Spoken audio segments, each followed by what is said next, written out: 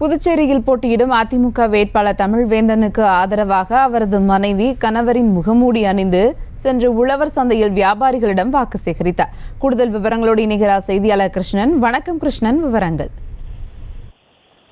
புதுச்சேரியில் நாடாளுமன்ற தேர்தலையொட்டி அரசியல் கட்சிகள் பல்வேறு விதமாக தங்களுடைய பிரச்சாரத்தை மேற்கொண்டு வருகின்றனர்.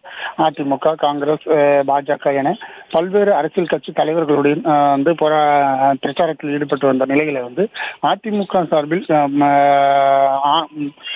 பிரச்சாரத்தில் ஈடுபட்டு வரும் நாடாளுமன்ற வேட்பாளர் தமிழ்வேந்தனை ஆதரித்து அவருடைய மனைவி இன்று பிரச்சாரத்தில் மேற்கொண்டார். அவருடைய தனது ஆதரவாளர்களுடன் புதுச்சேரி நகர பகுதியில் உள்ள அண்ணா சாலை, நேரு வீதி வழியாக இந்த பிரச்சாரத்தை மேற்கொண்டார்.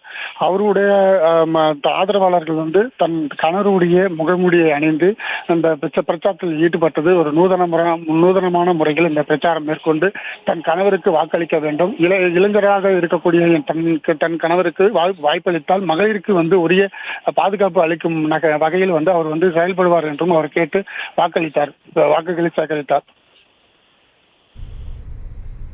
விவரங்களுக்கு நன்றி கிருஷ்ணன். செய்திகளை உடனுக்குடனும் துல்லியமாகவும் தெரிந்து கொள்ள சப்ஸ்கிரைப் பண்ணுங்க.